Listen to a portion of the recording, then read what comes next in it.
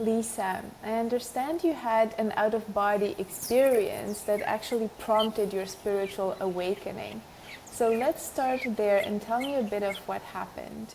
Okay, yes, my spiritual awakening was so astounding to me. I had no idea. Obviously, nobody does when before it happens. But so my husband had been sick for 7 years with cancer, and it was a long, long journey with him. And so I'm just going to fast forward to the night of the awakening, because basically hospice had been called on that Saturday, and they came over to assess him, and they said, it looks like it could be a few weeks before he passes. He has no signs of imminent passing.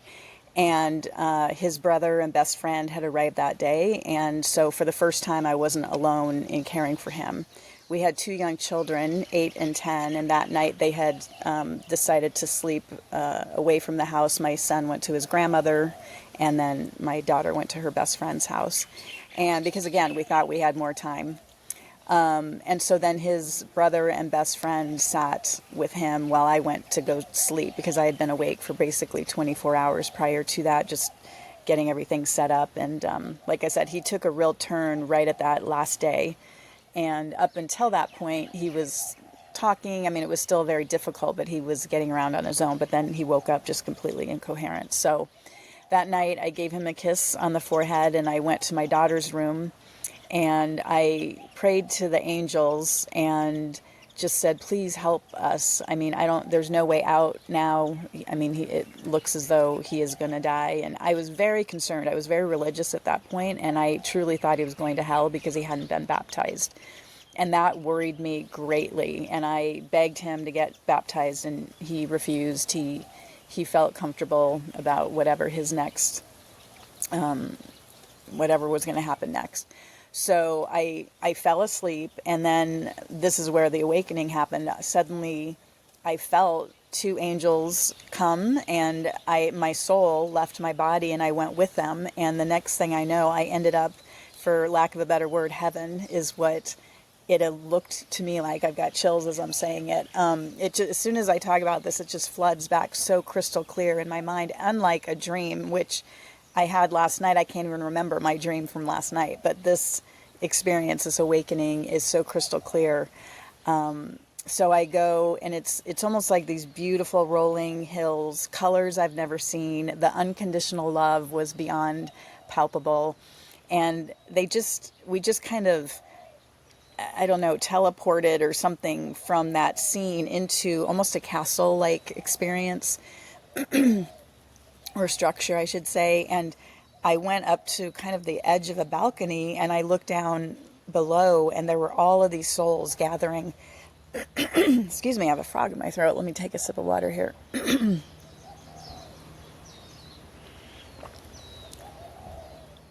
So we arrived in this castle-like structure, and they took me to the edge of this balcony, and looking down, I could see all of these souls gathering. And again, there was just this palpable, unconditional love that I was feeling.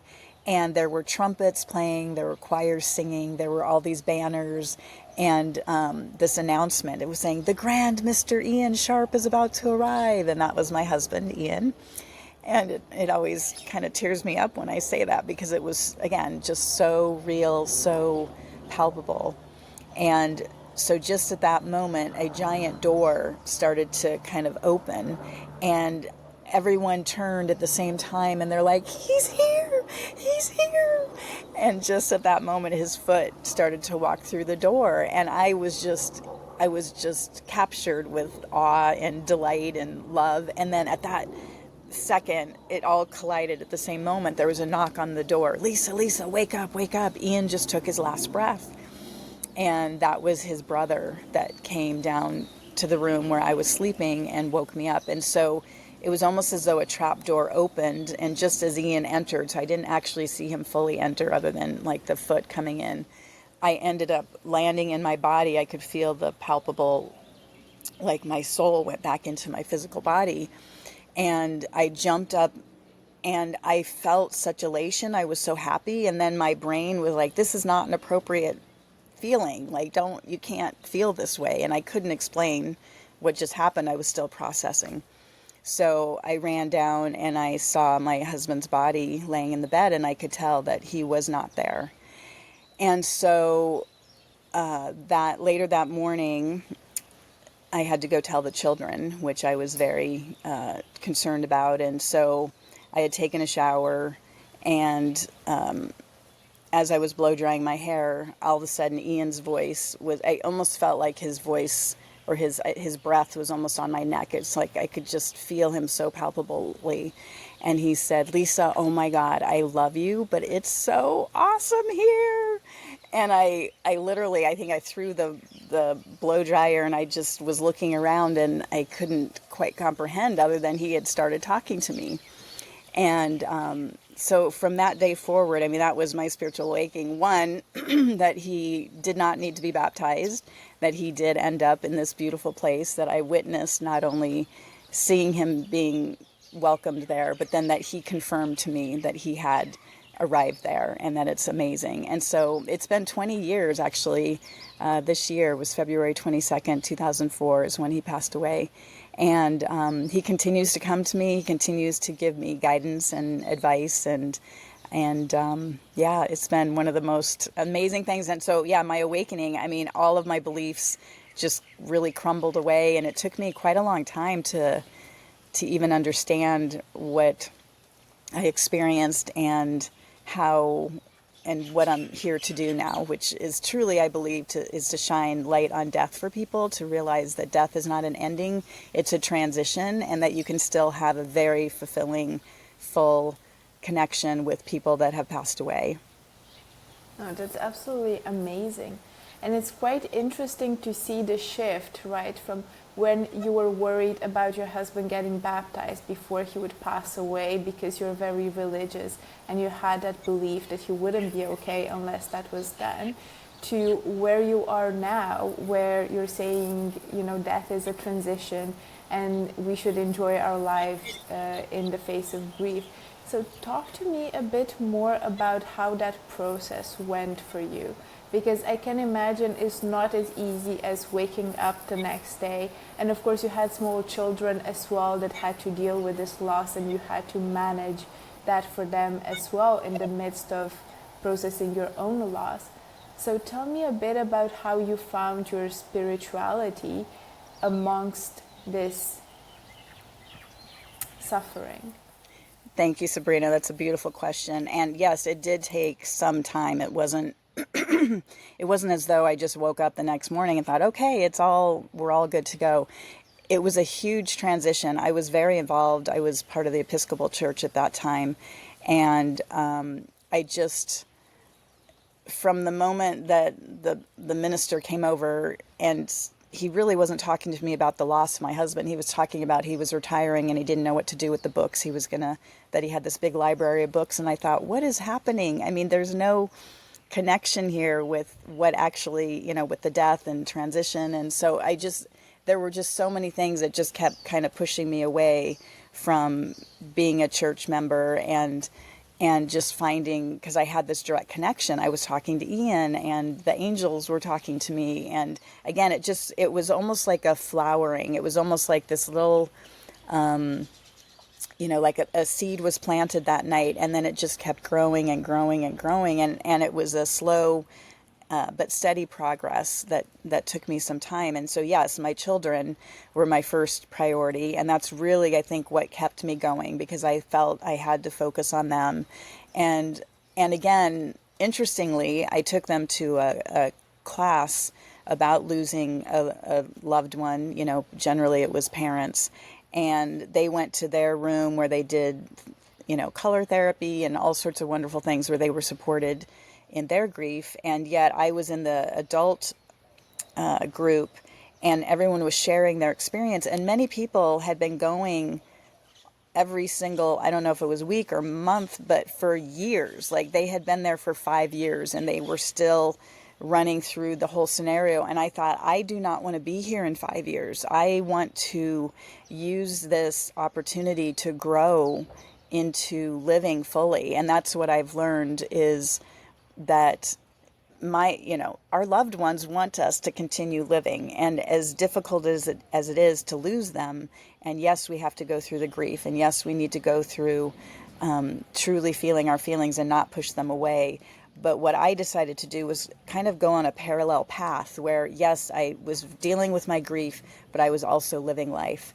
I signed up to keep busy. I signed up to teach Pilates and learn that. So I felt like finding new things to do and really finding that self-care was huge throughout this process. So that was, I would highly recommend if anyone loses a loved one, it's about taking care of yourself so that you can continue living your best life, even in the midst of the suffering and sorrow of losing a loved one.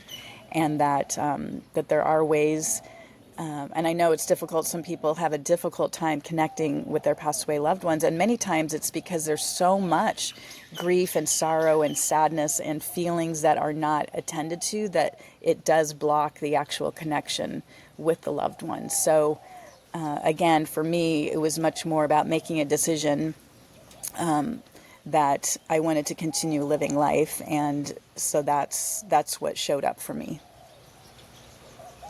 Yeah, and I think Ian would have wanted you to as well, as it sounds in that first message, right? That he's almost saying like, don't worry about me, like it's so fun, I'm having a great time. You just go and do you, basically.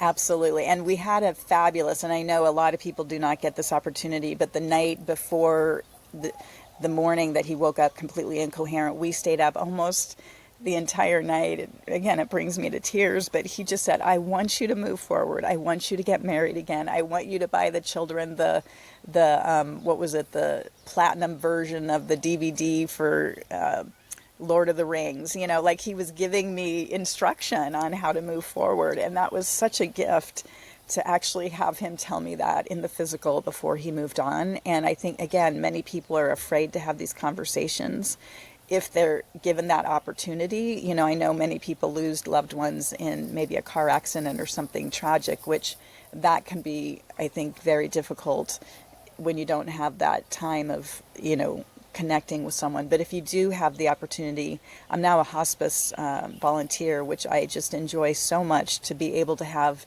very meaningful conversations with people about death and what's next and what they, you know, they don't want regrets. I would say that was the other thing my husband said a week before he died, is he regretted his life's career, which was being a tax attorney. He said, oh my gosh, I spent my whole life moving numbers around on pieces of paper. I wished I had helped more people.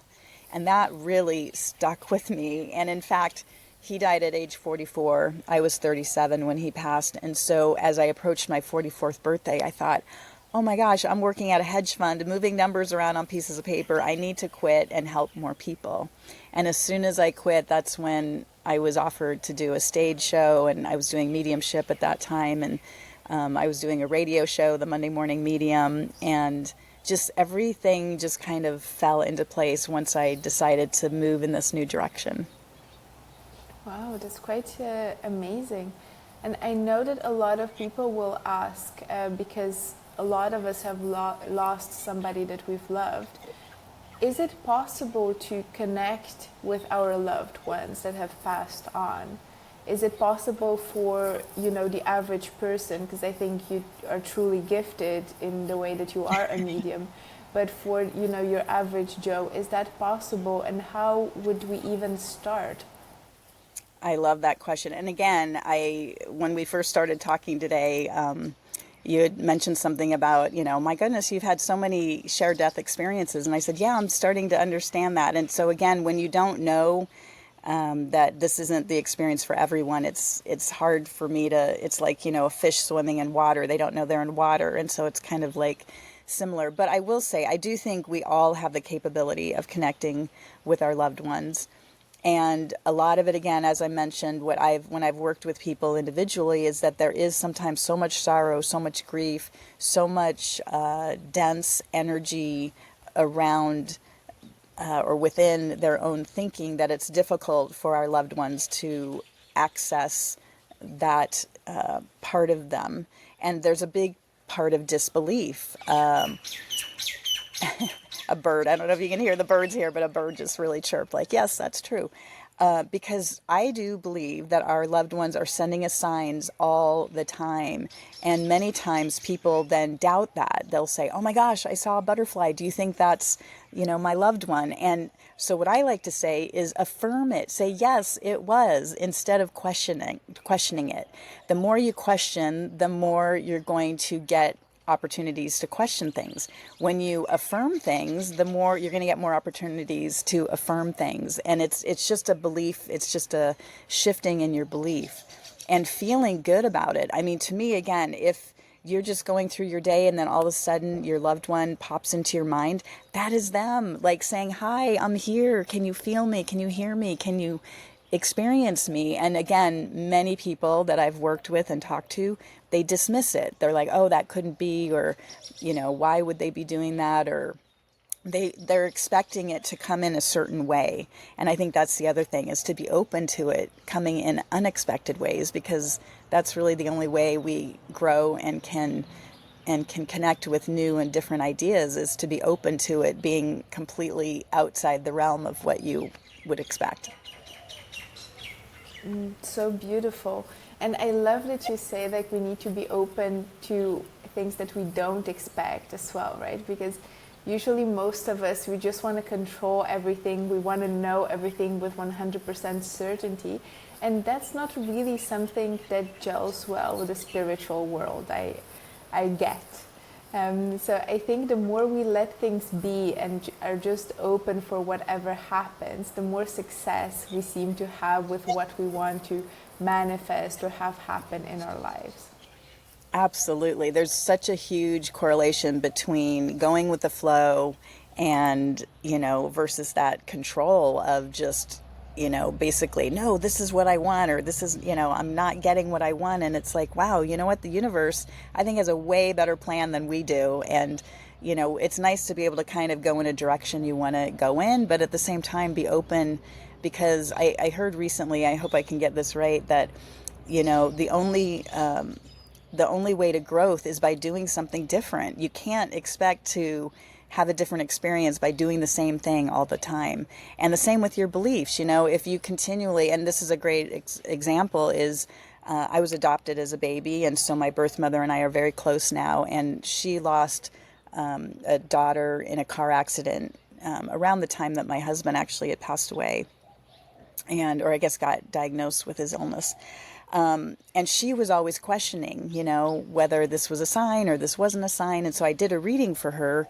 And Kendra, my sister, was saying, you're always questioning. Do you know how hard it is for me to come through and give you these messages? And so if you don't, if you question me, it makes it difficult for them to continue wanting to try, because, it's like us. If we're trying to do something for someone else and they don't at least acknowledge it, it's like, why do you want to do it anymore?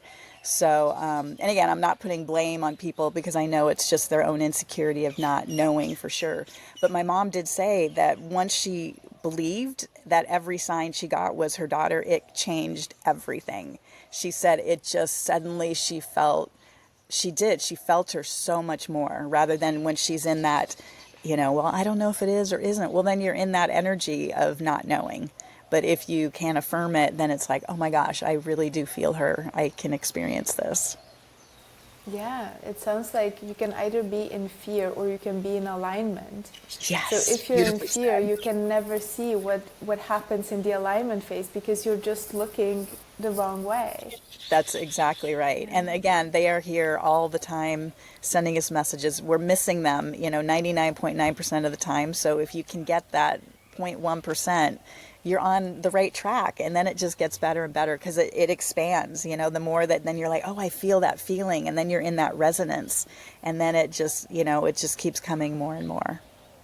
And I also hear people say sometimes, and I don't know what I believe of that myself, but what I hear very often is that it's almost like you're disturbing somebody, if you're calling on them or if you're wanting to connect. Like, shouldn't you just be minding your own thing and letting them mind whatever they have to do over there? Like, should you even try to have that connection? Should you call upon them when you feel like you need something? What's your stance on that?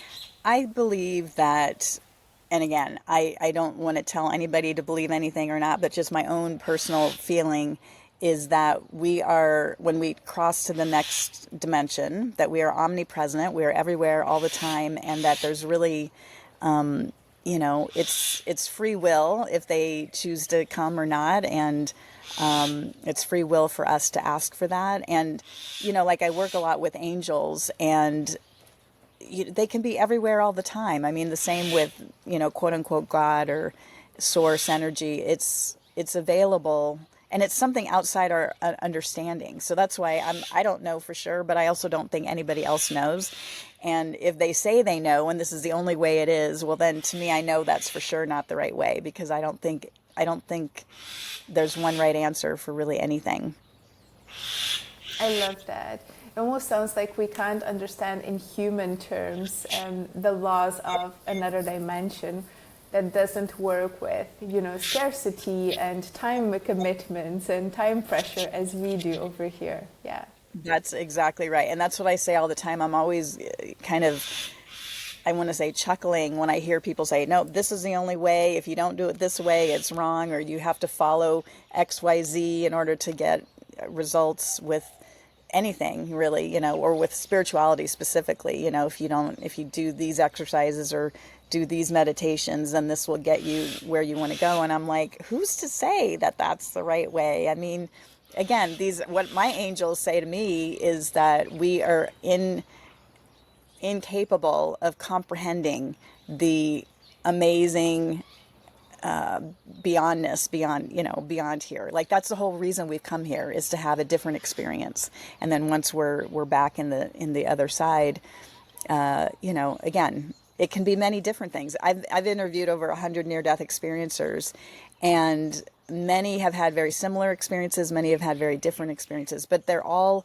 come down to, many times, what they are believing is what then they experience in the next life. So I just feel like it's a great opportunity to clean up your beliefs and to be happy and find joy and look for joy, because that's kind of what you're going to step into in the next realm, is whatever that you're dealing with here. Whereas if you think, like, I love Eben Alexander, he's a Harvard University neuroscientist who used to think near-death experiences were in a particular part of the brain that people were hallucinating, until he had his own near-death experience, and that part of his brain was jello. So he said, oh my gosh, there's no way that that's where that's coming from. And he went into basically muck and mire and down with the worms, and that, because that's what he thought happens when you die. And so he got to have that experience until he had a spark of recognition, like, well, maybe there is something different. And then boop, out he came, and he was in a completely different world. So many times what we believe, or what I've experienced in interviews, is whatever the person was believing just before the transition is exactly what they get to step into in the next realm. Yeah, absolutely. That's what I hear a lot as well. And it seems to me that also the more religious somebody is, religious in the sense of church, like very dogmatic in their beliefs, the less pleasant most times the experience is. That's, at least, don't quote me on that, it's not science, but it's just my observation based on the people that I've spoken to. Absolutely. And I do feel like the universe, God, source energy gave me, I call it divine dispensation, when they allowed me to go and watch Ian being entered into the kingdom of heaven, for lack of a better word. And that was, in my mind, I saw heaven as I thought heaven looked. I mean, if I had been Buddhist, maybe I would have gone into a different realm and see Ian being entered into a different, like into a Buddhist monastery or something. I don't know. But for me, it felt comfortable. What I saw, it felt like, wow, this really, it speaks to my belief system. And yet then him coming and talking to me and saying, oh my God, it's beautiful here, it's amazing, was confirmation. And again, maybe he had a completely different experience entering. Maybe he went into a Dungeons and Dragons amazing, place, because that's what he loved doing, Dungeons and Dragons. So all I know is that I got confirmation that he was in a beautiful, amazing place. And from my perspective, I got to witness something very similar that made me feel good about it. And so I'm just so grateful that the universe gave me this opportunity to witness this experience. And this wasn't the only death experience that you've experienced. So I think that's quite interesting that you've witnessed 4 experiences now. So could you tell me a bit about the other ones? Yes, so the other 3 experiences I had, one was with my father, and then my mom, and then Ram Dass. And so I'll just briefly say my dad, and it was so interesting too, because so much opened up for me after this awakening. He had told me that he wanted to do some elective surgery. And I just got a very bad feeling about it. And I said, "Oh, Dad, please don't do it. You know, it doesn't sound like, you know, it's really a good idea."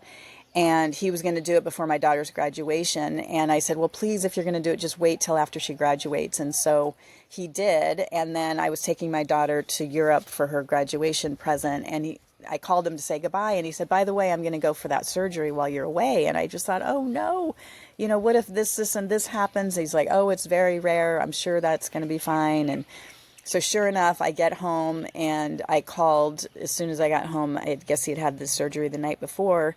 And sure enough, all 3 things that I was concerned would happen happened. And so, you know, it did not go as planned. And then he was sleeping when I had called. So the next thing I knew on Monday is that he had gone into terrible you know, a direction. And I never spoke to him. The last time I spoke to him was the night that I was leaving to Europe.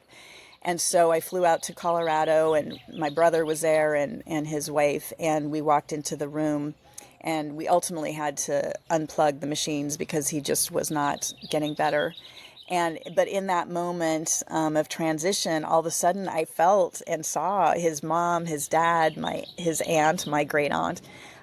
They were all there just welcoming him in, and I was narrating the scene for my brother and his wife and my dad's wife, and they were like, what, tell us more. And so, you know, I was able to do that with him.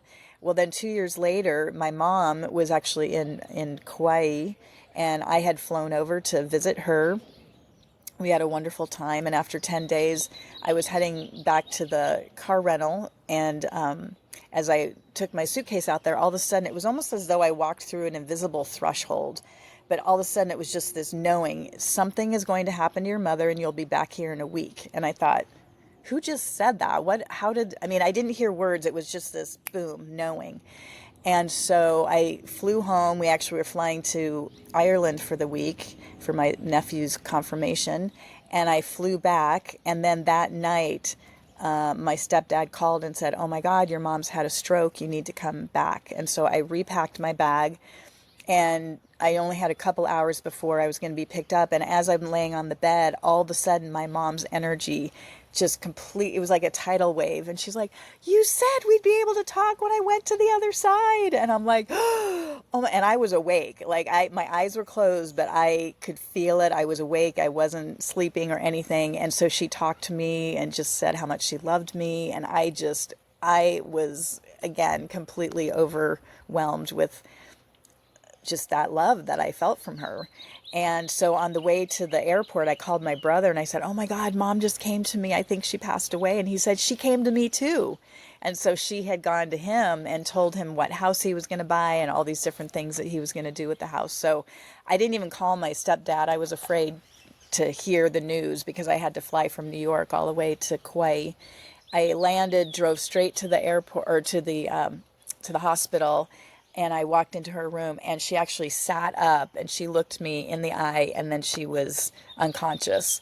And 5 days later, we had made the decision to put her on hospice. And so at that moment, again, the 3 of us, her husband, my brother, and me, were in the room, and I could just feel like just this opening, you know, these beautiful gates, and she just transitioned to the next realm. It was absolutely amazing. So that was that time.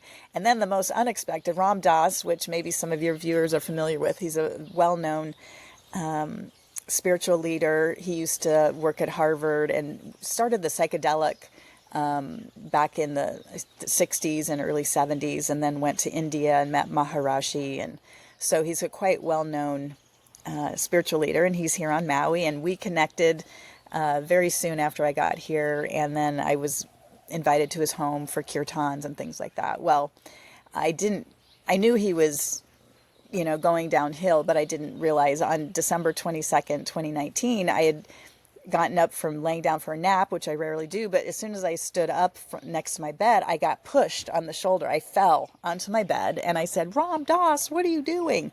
And I'm like, why did I just say that? I mean, it's not like I saw him or anything. It just came out of my mouth. And then within an hour, I got a text that he had passed away. And I thought, oh my goodness, he did like literally a drive-by. Well, then the next day, on Monday, I was laying on a chiropractic table, and all of a sudden I felt his energy just come above me, kind of like hovering. And in my mind, I said, Ram Dass, go to the light, go to the light. He's like, Lisa, you are the light. And then he just floated down into my body, and I just was crying tears of joy. And then on the third day, which was Christmas Day, I was invited to his home. We were all sitting around his body, and I walked over. His hands were on his chest, and I put my hands on his chest, and he said, ready, let's go. And I had closed my eyes, and he just took me into the stars. He took me on a total, what would it be, a tour of the galaxy. And it was just amazing. I felt like we were in a spaceship together, and he was just showing me all the stars, all the planets. And then next thing I know, I kind of came back into my body, and I was, oh my goodness, that was incredible. So those were my other 3 experiences. Wow, that's quite amazing and so impressive. I was telling you before we started recording that I don't think I've ever heard of anybody having so many shared death experiences. I know. Like I said too, I didn't even realize what it was until maybe, it was probably 5 or 7 years after I had my experience when I read a near-death experience book. And that's the first time I realized even what had maybe kind of happened, because my experience was so similar to a near-death experience. Up until that point, I just thought, oh, wow, this weird thing happened to me. But I had never really spoke to anybody about it. In my book, even, I have maybe a paragraph or 2 about it, because I couldn't even quite comprehend the density or the brevity of it all, because it was just it's really astounding now I realize that. So after that, when I moved to Maui in 2017, I was a part of the international studies of near-death experiences and would bring speakers here, and so I got to know more and more about near-death. And then I met somebody who was actually studying shared death experiences. And it happens, frankly, more often than people realize. There's many different levels of that. But there is a book out about it now, it's pretty interesting. Oh, nice. Do you know the name of it for anybody interested? I will have to send it to you, and maybe you can put it in the notes, because I don't know it right off the top of my head. Yeah, will do. Because I think now the way I see it is that near-death experiences are almost like getting more popular and a bit more mainstream. And I think that's amazing because more people talk about it. So it's less likely that you feel like the odd one out if you've had this. Because so many people have thought like, am I going crazy? Am I just weird? Am I hallucinating? What was this? On the one hand, you sort of know inside that you're not hallucinating, that it's not a dream. But it's very difficult to put in perspective when you haven't heard other experiences. And I'm glad to see this recognition for NDEs now. But I think with shared death experiences, we're almost like at that very beginning where people are like, is that an NDE or is it something else? Or, yeah, what was that? Absolutely. I completely agree with you. And like I said, I didn't give it even much thought per se, other than it was so profound for me.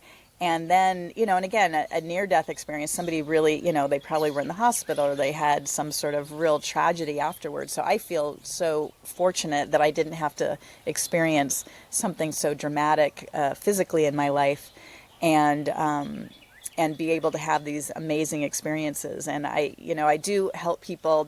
You had asked a question earlier, the average Joe, how can they connect? I've created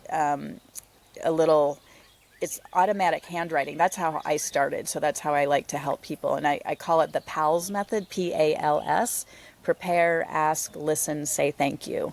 And those are the 4 steps. So the PALS method. So by preparing, you would just have, like a pad of paper and a pencil or a pen, finding time where you turn off your phone, get out in nature, like really just come to yourself.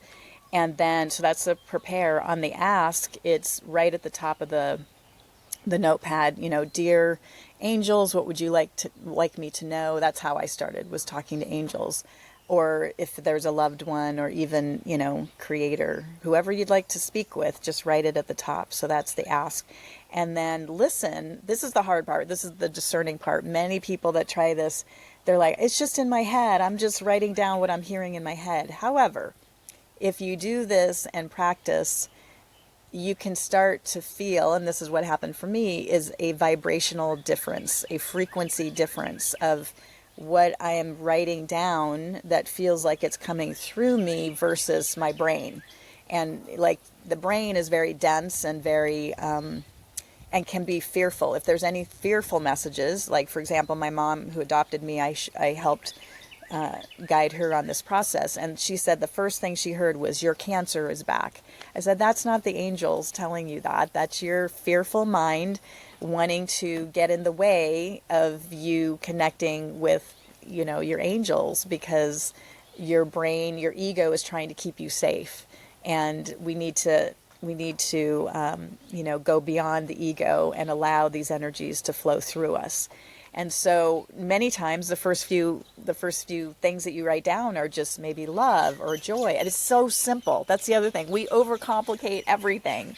And so the more simple the message is, probably the more likely it did come from your angel or from a passed away loved one.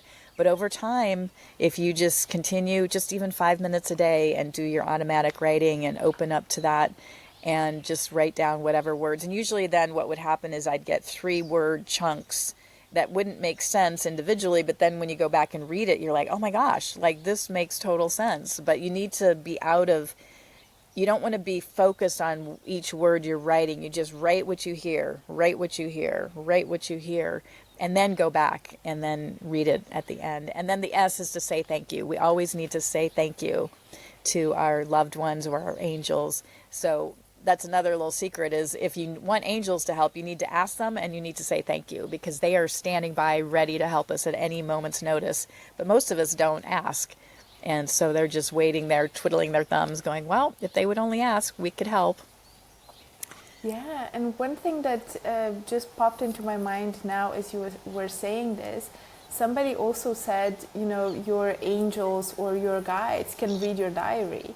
So, like if there's anything that you want to meditate on or you'd like answers to, just write it. Because often enough we think, well, I'm thinking of it, or why would I put it on a sheet of paper? But it not only brings so much clarity to you, but it's also very helpful in communicating with your guides.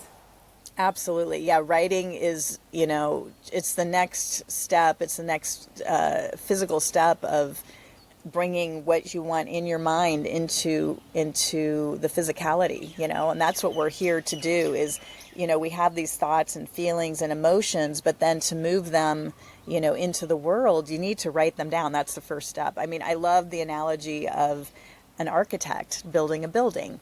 First, they think of it. They think, wow, wouldn't it be cool to have a building that looks like this? And then they get it and put it on paper. Well, then that paper gets given to somebody that then gets all the materials to put it together and actually build it into a 3D world, or into the 3D, universe world.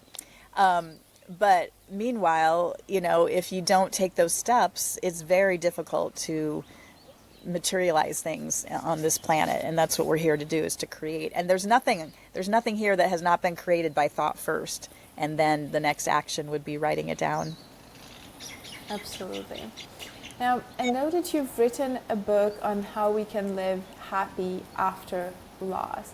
And I think that's such an amazing topic. And I have to also say, the person you were telling me you were before your husband passed away, just being afraid of getting things in order, and almost like in that very dogma of religion, to the person that I'm talking to now, it just seems like miles apart. And I cannot comprehend that that's the same person, but it just speaks to your tremendous evolution. So, how do you see us being able to move forward after the loss of a loved one? Thank you. Yes, so my book, The Art of Living Happy After the Loss of a Loved One, it's really my memoir of how I had my awakening and then started doing stage shows and how the angels were really helping me and all the signs that came through. And but part of it again is that living life parallel when you lose a loved one.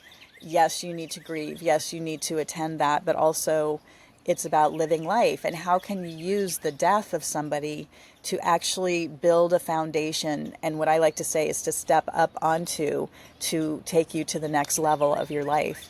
And again, I thought that losing my husband would be the worst thing that ever happened to me. And in retrospect, I always started my stage shows like, wow, my husband dying was the best thing that ever happened to me. And again, not because he died, not because I lost him, but because it woke me up to life and what we're here to do, and how just, like I said, my life went from black and white television with 3 channels to infinity number of channels, high def, multicolor. It's just night and day from before. I used to be just so fearful of life, and now I lean into life. I want to experience life to its fullest, thus moving to Maui, one of my lifelong dreams. I came here when I was probably 14, and I just said, I don't know who lives here, but one day it's going to be me. And it finally happened 7 years ago, and I cannot be happier. I was just down at the beach doing my yoga and took a little swim before our conversation here. And it's, it's a choice how you live your life. I know so many people that feel like they are locked into a job they hate, or in a relationship that they're not happy with, or they have health issues. And yet, to me, it's all a choice of how you want to deal and how you want to figure out what your next steps are. I mean, truly, the decision to move to Maui was as much as, booking a flight and getting here. I mean, it all just kind of unfolded after that. So, yeah, it's a it's a choice, I think, at the end of the day, how you choose to live your life. And it can be in fear or it can be in love. And so I'm always leaning toward, what brings me the most joy today, what brings love into my life. And that's what I really like to focus on. That's definitely something that we can all learn from and we can all do more of, I think, in our own lives. And one of the things that I also wanted to ask you is that often enough we'll have people in our family or in our close circle that we know are going to pass away soon. They're sort of in that last stage of life. And I know that you have volunteering experiences with hospice as well. Sorry, the later it gets, the worse my English for some reason. There's a correlation there for sure. But yeah, so you have experience volunteering at hospice centers. So how can we best support people that are in the last stage of their lives? What do they want to do? Because it seems often we don't know. Do they want to talk about it? Do they not want to talk about it? Do we want to talk about it or not, right? Because maybe they would, but we're fearful and they don't want to scare us. So if anybody's going through that right now, what would be your advice to them? Beautiful question again. And everyone's different, right? Everybody is on their path, and many times it's the person that's passing that's fearful to discuss it. Many times it's the caretakers that are fearful. I think for me, the greatest blessing I learned about working with hospice patients is to show up and hold space for whatever it is that they need. And just recently, I had one of my clients pass away, and just a week before he died, he had actually been on hospice for 3 years, which is quite a long time. Generally, it's 6 months or less. But he was getting such good care that, he just kept going along, and yet he wasn't well enough. Every time they did an assessment, he still needed this additional care. So, but the week before he passed away, we were sitting there, and he just said, I'm trying to die, I just don't know how. And I thought, wow, I understand that. That must be difficult. And so again, I generally just try to open a opportunity for them to discuss what they want to discuss, and then ask them more questions, and really try not to impart anything from me onto them.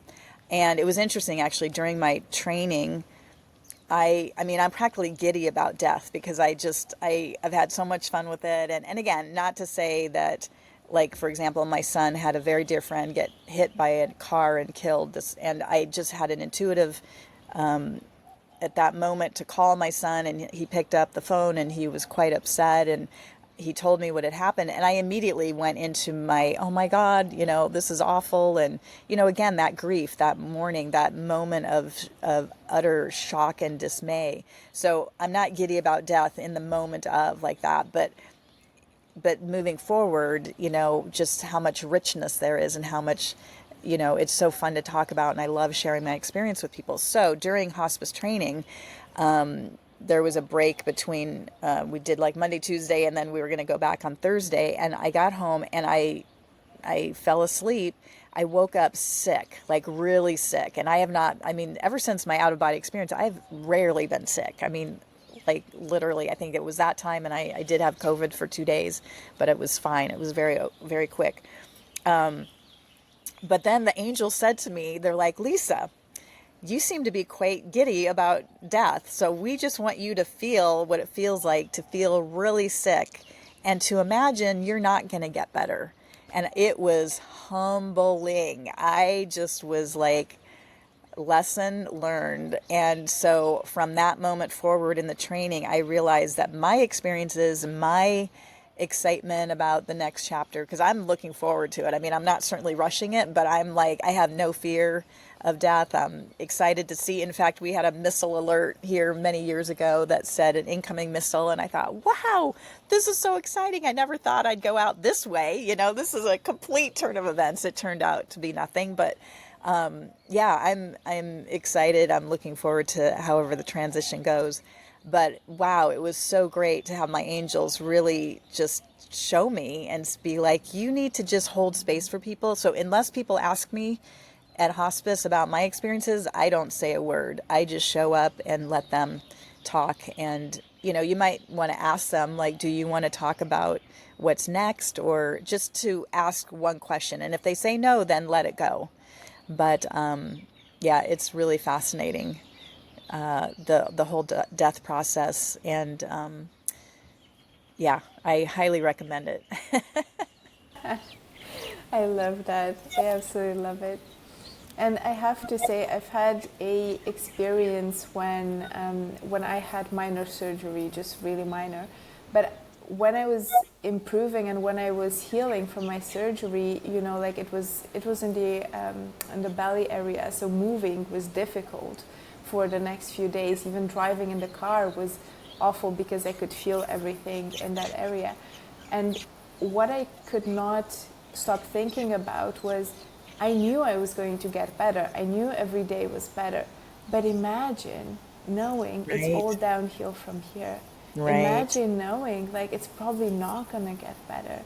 And that helped me relate so much to people that are maybe a bit older, like maybe at the end of their lives, thinking like, whoa, like this is what it feels like. Every day walking is just a little bit more difficult than Yes. normal things. And I just see it as an uphill thing right now because every day is just better for me.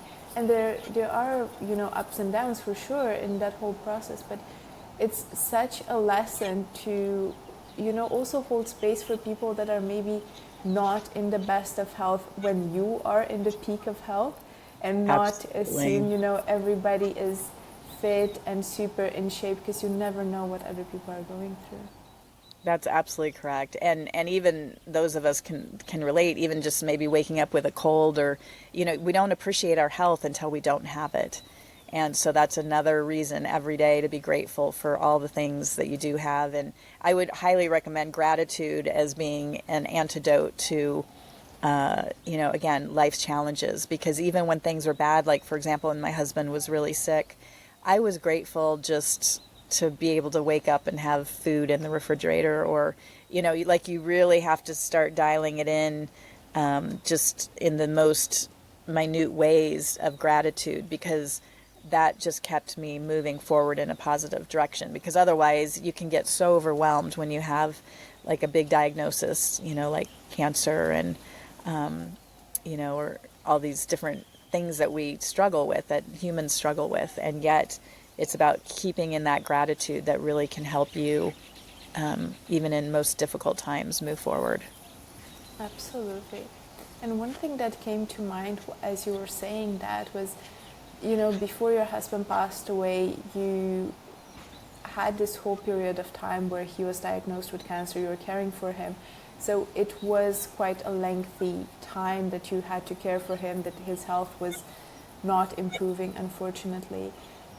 Have you ever thought this shouldn't be happening? I mean, he's not, because you mentioned he was 44 when he passed, so that's not that old, right? Like, it shouldn't be him. Like, right. He was a great person. Why does it have to be him? Were you ever in that mindset of, why does it have to be my family that's sacrificing somebody? Why does it have to be my children to grow up without a father? And I can imagine it's very easy and human to fall into those mind loops, but how could you manage that? Yeah, great question. And I think there were times, for example, like we'd be down in New York City going to Sloan Kettering, where he had many of his treatments, and I would see people holding hands and walking and just being in such a normal life. And it made me angry, because I'm like, why do I have to deal with this? Why do we have to, why is he sick? And I think that's where, like I said, the gratitude, I really had to keep leaning in toward what we did have rather than what was happening, because it was just too painful to go there. And then I do remember too that, for example, at that time, suicides were really difficult for me, because I'm like, why would anyone take their life when we're fighting so hard to, keep this life?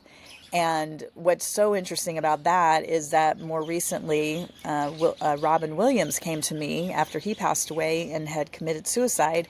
And he shared this information that completely changed my life around suicide. And that is that he said, Lisa, you don't understand, or society does not understand, that many times people that kill themselves, it's because their mental body has died within their being. We have many bodies within this physical being. I mean, physical being is what we see, but we also have a spiritual body, a mental body, an emotional body. And so he said that his mental body had died, and so the only way to get out of that was to physically kill themselves. And he said it's not like when somebody does die of cancer, nobody's like mad, like, oh, I can't believe they gave up so easily, or they don't get angry for someone when it's a physical death. But our society has been conditioned to believe that any other type of death, especially by your own hand, is somehow, you can judge that and think that it's wrong. And it really helped me realize that, yeah, that makes sense to me. And to give everyone, there is no bad death. It's just the circumstance and how the person transitions. And again, I don't believe that once you're dead, you disappear. You just transition back into our true nature. So there is no bad way to have that done. It's just everyone has a different way of getting there. So now a very superficial question. How did you end up speaking to Robin Williams? Well, this was him coming through to me in spirit. It wasn't in real life. Yeah, but how did that come about? Did you have a connection with him, or did you know him? I had met him or known him in San Francisco when I lived there. So I don't think we ever spoke, but I would see him quite frequently. But yeah, I've had many, I don't know what celebrities. I've had Lady Diana, Robin Williams, who else? There was, I don't know, several. I don't know why celebrities seem to come to me after they pass, but I guess I'm open to it. So. Oh, that's fascinating. Yeah. And had I known this before we started talking, I would have focused on that. No. I think it was really good. but like Yeah. really interesting. And could you share anything about what Lady Diana has come to you about or shared with you? Well, again, I think it's just talking about, you know, that we are here to learn to love one another. And that's at the end of the day what this is all about. It's all a big experience of letting go of fear and going toward the love. And she was such a lovely, loving, wonderful person on this planet. And the way that she went was, it just showed the darkness that we also have on this planet. And so she just wanted to be remembered for all the love that she was and that she's continuing to bestow upon not only her children and her grandchildren now, but upon each one of us here, because she was such a humanitarian. So yeah, she's her energy is just so I just want to say pure and so loving and kind. Yeah, that's exactly how she comes across, I think, in most depictions. So yeah, that's absolutely beautiful that you were able to confirm that. Yeah, yeah, I know. And it's, you never know when it comes. Actually, sometimes, like I'll be in the shower. It's in those times when I'm not thinking that all of a sudden they show up and it's like, oh my goodness. So this might not be my best thought out question, but it's just a curiosity. Why would somebody like a celebrity that you probably don't have much of a connection with, right? Why would they come through to you? What would they want out of it or need or get? I'm And sorry if thinking, this sounds very silly though. no, no, no. It's a great question. I don't know why they come to me either, other than probably because I'm open to receive them. And I'm fortunate. I know some people, they can't turn off this connection or whatever, but fortunately mine is pretty well defined. And so it's shocking to me when people come to me when I'm not in fully open channel mode. And so, like I said, for whatever reason, these celebrities generally come to me when I'm not in my normal open mode. And yeah, I don't know. I love the Robin Williams one specifically because I've shared that with many people, especially people that have encountered with suicide, and that seems to bring a lot of peace to them. And so in some ways I feel as though the messages are for me to then share and to give some validity to what they're saying, to people that I share it with, because they'll take it from Robin Williams more so than just some random person maybe that, I would have, if somebody else had shared that with me. I don't know. It's a great question. Yeah, no, that's so beautiful. And I think it brings a lot of peace knowing that. By Yes. that I mean the suicide Yeah. reason. Yeah. It really helped me, and it helped me be not judgmental about how anyone dies. And I've also had, people work with me that are like, it wasn't their time, why did they go? Or even, like in a murder or in a car accident or something. And my response, which the angels say to me, is it's always the perfect time if they transitioned. I mean, it's it's all perfect. It's all happening for reasons that are beyond us. Again, this is back to that we can't comprehend what's beyond this world. All we know is what's here and now. And as tragic and as awful as some of these things seem to be, I also, it's kind of like there is no good, there is no bad. It's just a different experience. And that's the other thing the angels always say is like, whatever you choose to do, there is no one way or right way and wrong way. It's just a different experience. And many times those of us that come here and have tragic endings, that was a new experience that soul chose to have in this lifetime. At least that's what I believe. I'm sure there's others that have different thoughts, but that's how it seems to work from what I understand. Amazing. So much to think about. Lisa, how can people connect with you and with your work? Yes, they can find me. I do have a website up called beingofloveandlight.com.